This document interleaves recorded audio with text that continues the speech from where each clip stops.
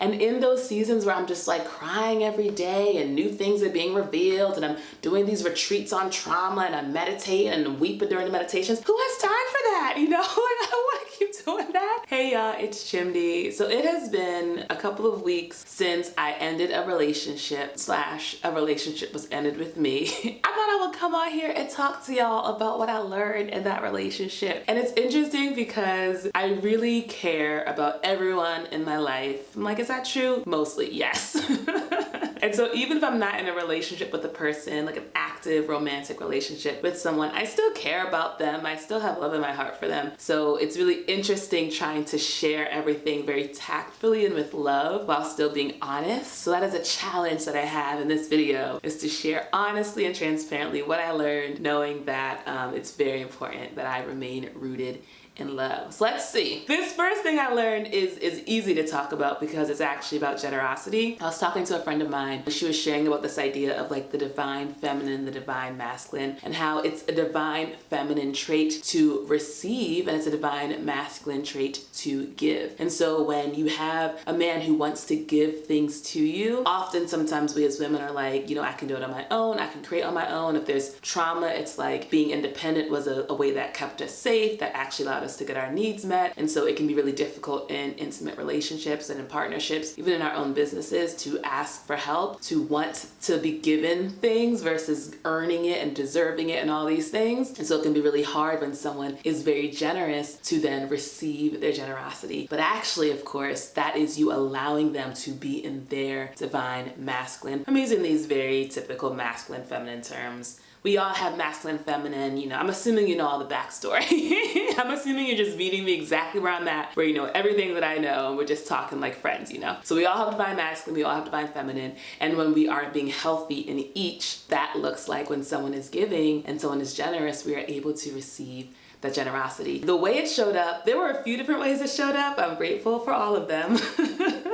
But one of them was actually around clothes. I used to travel a lot, and so I don't have a lot of clothes that I cannot wear on many occasions. So in this new season of my life, where I am living a life where I'm going to galas and I'm being the bridesmaid in weddings and things like that, I don't really have a set of clothes that match that lifestyle. But I found that in that relationship, this was someone who did not mind buying me a couple of dresses that he truly never got to see me wear because the relationship didn't last that long. And I remember we were hanging out, and you know, I went shopping truly expecting to buy my own outfit. And then when it came time, he was like, I got it. And I was like, we were in a foreign country, so I was trying to do like the conversion rate. And he was like, don't worry about it. I was like, okay, you know, listen, I'm gonna fight a little bit. I ain't gonna fight that much if you try and buy me something. I was like, okay, I'll take it, you know. That was very, very new for me in romantic relationships. Not only was this the first time I was with someone, like I vibrated now on the level where I was attracting someone who, one, had resources, like genuinely had resources, to the point where it's like, yeah, baby, let's go shopping. Like, you know, all those R&B songs, all them rap songs, where it's like, baby, I'm gonna fly you out here and there, and we're gonna go on a shopping spree, and you can have whatever you like. All that, like, that was not my lifestyle, y'all. I was not used to that. That was purely the fiction of pop music. And here I was living the lifestyle where it was like, yeah, girl, whatever, yeah, it's fine. And I'm just like, huh? And I'm so grateful because it genuinely set a standard. This is what it's like to be with somebody who is resourced. And I am very, very comfortable receiving gifts and generosity. And so, yeah, if you would love to buy me something, I would love to receive it. And that is tied to us being healthy. It's not an unhealthy thing to be comfortable with people having gifts, talents, abilities. It actually allows them to live in their purpose. Apparently, this is something Bruce Springsteen said, and it's something that Thomas Hubel always quotes Bruce Springsteen as have said, which is like, he'd be in the stadium, on the stage, surrounded by the people, and he would thank them for allowing him to live his purpose. It's an interconnected thing to being your purpose. No one has a purpose by themselves. If you think of yourself as generous and you are the one who you consider to be a generous giving person, if there's not someone on the other side to receive it, then how are you living into your purpose? Now, the next thing I learned is a little bit tougher, a little bit rougher. I'm trying to figure out how to phrase it in a way that's very loving. But I think the main thing is you really have to trust your intuition. Like, you really have to be honest about where you are in your journey, in what you want. Your relationship is going to mirror the amount of clarity that you have. have, specifically around knowing what you want. If y'all don't know, I haven't mentioned Jesus in this video yet, but I love Jesus. I love the Lord. I love God. I think and talk about God all the time. God is with me right now. Before this video started, I was like, Lord, we about to make this video. And Lord was like, I know, girl. And I'm like, all right, so you gonna talk? I'm gonna talk. Because I think maybe I be quiet, you do the talking. And God was like, all right, you know? So I'm constantly in dialogue with God. And it's very important for my partner to also know and love God for a myriad of reasons. But a big one is just because it's such a major component of my life. And this person was not on the same page. It truly was an immediate sort of like internal, not even red flag, but like, let's just go home. Like there's no point even going on the track to have this race because there's no future here. I didn't really listen to that. But what I learned is that everything, I mean, I've been know this, but everything we do is intelligent. So there was a reason. There was a reason why I knew this information and ignored it anyway. And I think it comes down to what I talked about in a previous video around safety and this idea of sort of how safe do you feel in your life. And what I found is that I wasn't actually ready, and I wasn't honest with myself about that, and I wasn't honest with my partner about that. I wasn't really ready for an honest, authentic, open, genuine, connected. I wasn't really ready to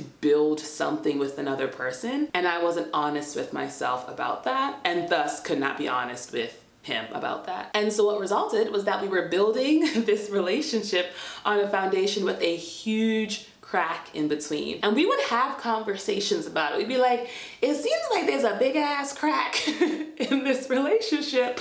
Should we maybe talk about it? And it would just be this weird thing. We would like reference it without actually addressing the underlying issue. And now I understand it's because I did not really understand the underlying issue. So I couldn't really talk about it. Like in a lot of ways, I was just on this cycle repeating it because it was unconscious. It was subconscious to me, right? And so I didn't really know what I was doing, but it wasn't gonna stop me.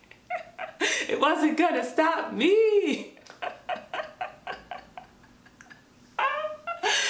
Oh. I recently rewatched the video where I was talking about how I'm not ready for a man, and I apologize because I was wasting everybody's time who I've ever dated up until this point. And I don't know if that has changed. Like I really don't know if that has changed. And how I know that it honestly hasn't changed is because whenever I'm out in the world and a man gives me any sort of interest, or I may possibly be sending out this energy that I'm interested, as soon as I become conscious of it, I shut it down. I shut it down. I stop making eye contact. I stop making conversation. I'm just like, nope, not interested, no. So I've got some very clear energetic boundaries and barriers around an actual, real, healthy relationship. And that's my journey to heal and unpack. Okay, that's my work to do, and I'm gonna do it. Okay, I'm gonna keep doing it. The next thing I want to talk to y'all about is actually around embodying your yes and your no, and how this is tied to knowing what it is you want. And what I realized is that when you know what you want and you're very clear about it, it's very obvious when someone does or doesn't match. But for you to embody, no, I'm not interested, or yes, I am interested, you have to feel connected to the knowing that your yes and or your no will be respected. And what I learned following the relationship is just how much work I had to do around healing the parts of myself that were much younger that wasn't used to having her yes or her no be honored and respected. And as kids, that is the case for a lot of us to different levels, because as a kid, you're at the mercy of your parents, whoever your caretaker is, or sometimes just whoever is bigger or more stronger, more powerful, or more resourced than you. And so that means that you have very clear preferences, but unfortunately, sometimes that means it isn't listened to, right? And we can sometimes internalize that we can want something or need something and not expect that it'll actually be met, it'll actually be heard, it'll actually be listened to. It can feel like an adult. For me, it felt like, well, you can want these things, but that doesn't necessarily mean you're gonna get them. Healing my relationship to God has been a big part of what's allowed me to actually trust that I can turn to God and I can say, Lord, this is what I want. And I can trust that God's like, bet, I got you.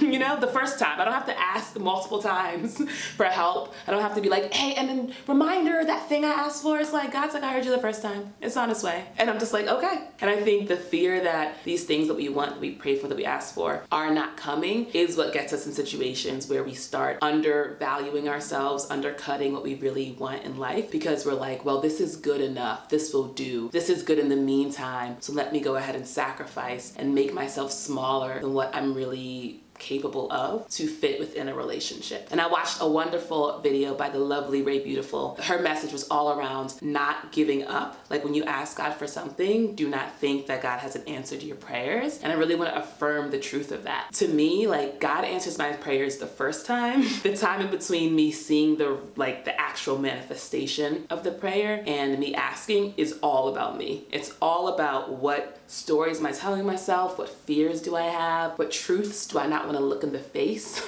And once I do my part to actually see and understand, the truth, which has been there the whole time, will reveal itself to me. And it's just a matter of if I am ready for it. And that's the part about healing that's kind of difficult, is that there are times where I'm like, I don't want to heal anymore. Like, I'm back to 2020 Chimdi. This, I feel like, wasn't that long ago. Like, I made a video a while ago, y'all, where I'm just like, F this, F healing. Let's just do drugs and pass on our trauma to our children, and then they can deal with it. That voice has gotten smaller, but it's not gone away. And in those seasons where I'm just like crying every day and new things are being revealed, and I'm doing these retreats on trauma, and I'm meditating and weeping during the meditations, who has time for that? You know, like, I don't want to keep doing that. And in those moments, it really is just like, okay, remember why we do it, you know? And if it's intense, take a break, relax, chill. And I have to be honest with myself about, you know, there being these times when I'm not willing to look at the truth in the face, and I'm willing to sort of put these blinders on to go along with a relationship that did have, in fact, many, many good parts. The patience that comes with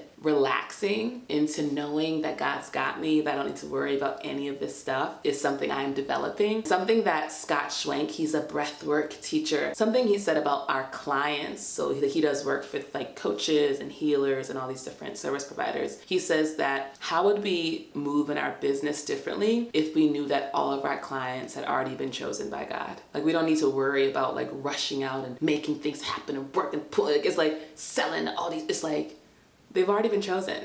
Just be you, embody your light, shine, radiate. The folks who are right will be attracted, and you'll go from there. And I was talking to my friend, because she works with Scott Schwenk, and I mentioned the same thing in regard to our intimate romantic partners. It's like, our partner has already been chosen by God. So we don't actually really need to worry about it at all. We can just focus on God. We can just focus on our life. We can just focus on being of service, of living in our purpose, of being kind, of learning and healing and all these things. The man will come into our life. The woman, if you into women, will come into your life. And if you into non-binary folks, the non-binary person will come into your life exactly when they're supposed to. You don't need to worry about it. It's one thing to know that intellectually. It's another thing to embody it, because that's how well you know it. And I'm at the season where I'm not really interested in talking about it anymore. I'm interested in minding my business, focusing on the kingdom of God, and knowing everything else will be taken care of. So that's where I'm at with my relationship stuff. If you're curious, I did make a couple episodes about this experience on my podcast, Voice Notes from Your Friend. I actually just finished season 1 of the podcast. The 14 episodes can all be listened to